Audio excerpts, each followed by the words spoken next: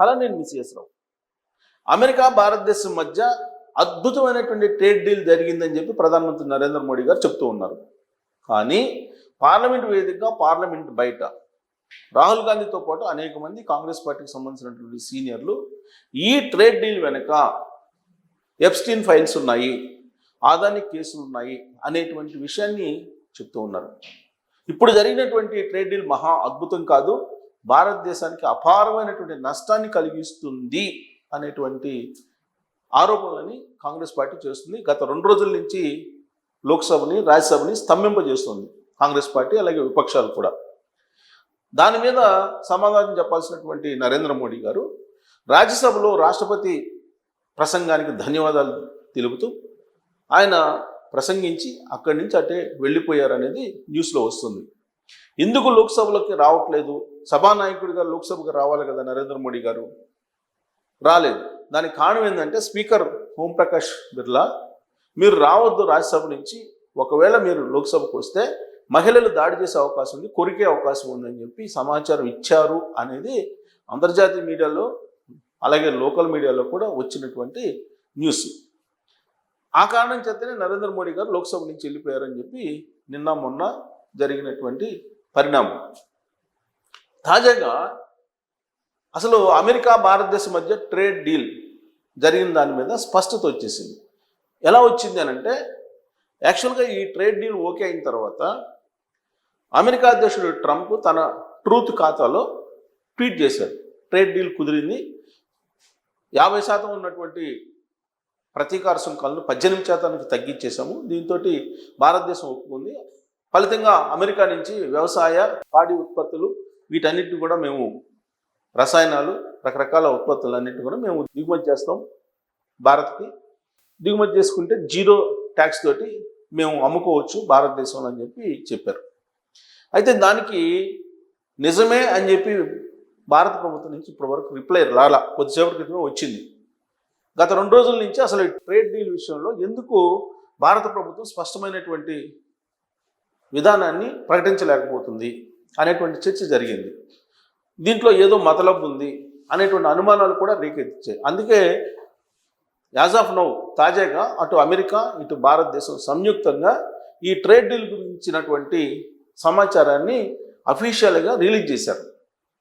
యాక్చువల్గా mother of all deals అని చెప్పి యూరోపియన్ యూనియన్ తోటి ప్రధానమంత్రి నరేంద్ర మోడీ గారు వాణిజ్య ఒప్పందాన్ని కుదుర్చుకున్నారు యూరోపియన్ యూనియన్ తోటి.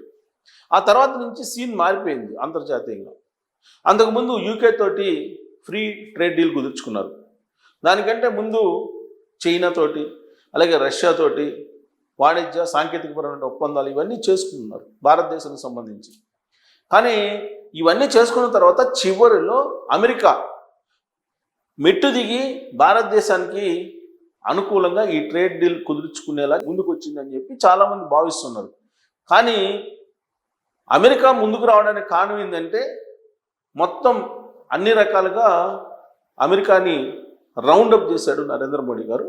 ఆ కారణం చేత దిగి వచ్చిందని చెప్పి బీజేపీ వాళ్ళు చెబుతున్నారు. కాదు, ఎప్స్టీన్ ఫైల్స్ అలాగే ఆదాని కేసులు చూపించి బ్లాక్మెయిల్ చేసి నరేంద్ర మోడీ గారిని ఈ ట్రేడ్ డీల్ని బలవంతంగా అమెరికా కుదుర్చుకుందని చెప్పి కాంగ్రెస్ పార్టీ విపక్షాలు ఆరోపిస్తున్నారు. ఇలాంటి పరిస్థితుల్లో అసలు ఏంటి ఆ ట్రేడ్ డీలు, దాంట్లో ఉన్నటువంటి అంశాలు ఏంటి, ఏ దేశానికి మేలు, ఏ దేశానికి నష్టము, లేదా మ్యూచువల్గా ఈ డీల్ ఉందా అనే దాని మీద చర్చ జరుగుతున్న తరుణంలో ఇప్పుడు యాజ్ ఆఫ్ నౌ తాజాగా అసలు ట్రేడ్ డీల్ ఏంటి అనేది ఇరు దేశాలకు సంబంధించి సంయుక్తమైనట్టు ఒక ప్రకటనని విడుదల చేశారు. ఆ ప్రకటన ఏంటి అనేది నేను చెప్తాను. ఎందుకంటే ఆ ప్రకటనలో ఏముంది అనే దాని మీద మనం ఒకసారి చూస్తే కనుక ఈ ట్రేడ్ డీల్ ఏ దేశానికి లాభం అనేది మనకు ఒక స్పష్టత వచ్చే అవకాశం ఉంది. ఇక్కడ మీరు చూస్తే భారత్ అమెరికా మధ్య మధ్యంతర వాణిజ్య ఒప్పందం కుదిరింది. ఇరు దేశాలు చేసిన సంయుక్త ప్రకటనపై ప్రధాని నరేంద్ర మోడీ స్పందించారు. ఇది ఇరు దేశాలకు గుడ్ న్యూస్ అని చెప్పారు. ఈ సందర్భంగా అమెరికా అధ్యక్షుడు డొనాల్డ్ ట్రంప్కు ఆయన కృతజ్ఞతలు తెలుపుతూ ఎక్స్ వేదికగా పోస్ట్ పెట్టారు. భారత్ అమెరికాలకు ఇది మంచి శుభవార్త. ఇరు దేశాల మధ్య తాత్కాలిక వాణిజ్య ఒప్పందానికి ఫ్రేమ్ వర్క్ను ఖరారు చేశాం. సో తాత్కాలిక వాణిజ్య ఒప్పందం ఇది పర్మనెంట్ కాదు. మన దేశాల మధ్య బలమైనటువంటి సంబంధాల కోసం వ్యక్తిగత నిబద్ధతతో కృషి చేసిన ట్రంప్నకు కృతజ్ఞతలు. ఇది మన భాగస్వామ్యం పెరుగుతున్నటువంటి నమ్మకం, చైతన్యాన్ని ప్రతిబింబిస్తుంది. ఇది భారత్లోని రైతులు, ఎంఎస్ఎంఈలు, స్టార్టప్ ఆవిష్కర్తలు, మత్స్యకారులకు కొత్త అవకాశాలను సృష్టిస్తుంది. ఇది మేక్ ఇన్ ఇండియా లక్ష్యాన్ని మరింత బలోపేతం చేస్తుంది. దీని ద్వారా మహిళలు, యువతకు పెద్ద ఎత్తున ఉపాధి అవకాశాలు లభిస్తాయని చెప్పి నరేంద్ర మోడీ గారు తన ఎక్స్ ఖాతాలో చెప్తూ ఉన్నారు. ఇక తాజా ఒప్పందం నేపథ్యంలో భారత ఉత్పత్తులపై ఉన్న 50% సుంకాలను 18% తగ్గిస్తున్నట్లు అమెరికా అఫీషియల్గా పేర్కొంది. తమ దేశం నుంచి $500 బిలియన్ విలువైనటువంటి దిగుమతులకు భారత్ అంగీకరించిందని తెలిపింది. ఈ ఒప్పందం ద్వారా భారతీయ ఎగుమతిదారులకు $30 ట్రిలియన్ మార్కెట్ తెలుస్తుందని కేంద్ర వాణిజ్య పరిశ్రమల శాఖ మంత్రి పీయూష్ గోయల్ అంటున్నారు. సో $30 ట్రిలియన్ మార్కెట్ అమెరికా మనకి ఇస్తుందని చెప్పి ఆయన చెప్తున్నారు. ఇది చారిత్రాత్మక విజయంగా అభివర్ణించారు ఆయన. సో ఆయన చెప్పిన దాని ప్రకారం మన దేశానికి లాభం అని చెప్పి చెప్తున్నారు ఆయన. సో మన దేశానికి లాభం అనేటువంటిది అసలు ఏంటి అని అంటే ట్రేడ్ డీల్ ఇది ఇరు దేశాల మధ్య కుదిరినటువంటిది. వీళ్ళందరూ లాభపడతారని చెప్తున్నారు. సో రాయితీలు ఏంటి? వీటిపై ఎలాంటి రాయితీలు లేవు. తాజా ఒప్పందంలో భాగంగా మొక్కజొన్న ఇది ఇంపార్టెంట్. జనరల్గా ఒక ఒపీనియన్ కాంగ్రెస్ పార్టీ వాళ్ళు చెప్పేది ఏంటంటే వ్యవసాయ ఉత్పత్తులు అమెరికావి కనుక భారతదేశానికి వస్తే భారత్లో ఉండేటువంటి రైతులు నష్టపోతారు అనేటువంటి విషయాన్ని చెప్తున్నారు. అందుకే ఆ డీల్లో ఏముందంటే తాజా ఒప్పందంలో భాగంగా మొక్కజొన్న, గోధుమ, బియ్యం, సోయా, సుగంధ ద్రవ్యాలు, ధాన్యాలు, నూనె గింజలు, పౌల్ట్రీ, పాలు, జున్ను, ఇథనాల్, పొగాకుతో పాటు కొన్ని రకాల కూరగాయలు, మాంసం వంటి వ్యవసాయ పాల ఉత్పత్తులపై సుంకాల విషయంలో అమెరికాకు ఎలాంటి రాయితీలు ఇవ్వలేదని గోయల్ చెప్పారు. సో కాబట్టి మన రైతులు పండించే మొక్కజొన్నకు కానీ, గోధుమకి కానీ, బియ్యానికి కానీ, సోయా కానీ, సుగంధ ద్రవ్యాలు కానీ, ధాన్యాలు కానీ, నూనె గింజలు కానీ, పౌల్ట్రీ, పాలు, జున్ను, ఇథనాలు, పొగాకు వీటికి ద్వారాలు తెరవలేదు. భారతదేశం తెరవలేదు. అంటే వాళ్ళకి ట్యాక్స్లు వేస్తారు. అమెరికాకి ఎలాంటి రాయితీ ఇవ్వలేదు అని చెప్పి గోయల్ చెప్తున్నారు. అన్ని వాణిజ్య చర్చల్లో రైతుల ప్రయోజనాలకు తమ ప్రభుత్వం ప్రాధాన్యత ఇస్తుందన్నారు.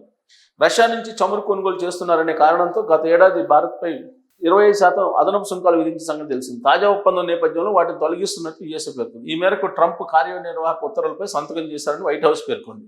ఇది ఫిబ్రవరి 7 నుంచి అంటే ఇవాళ నుంచి అమల్లోకి రానున్నట్టు తెలిపింది. ఈ క్రమంలోనే రానున్న 10 ఏళ్లలో రక్షణ సహకారం విస్తరించుకునేందుకు ఇరు దేశాలు ఓ ఫ్రేమ్వర్క్ కట్టుబడి ఉన్నట్లు వైట్ హౌస్ వెల్లడించింది. అది విషయం. సో కాబట్టి మన దేశానికి సంబంధించిన రైతులకి వచ్చినటువంటి ఇబ్బందులు ఏవి లేవు అని చెప్పి పీయూష్ గోయల్ చెప్తూ ఉన్నారు.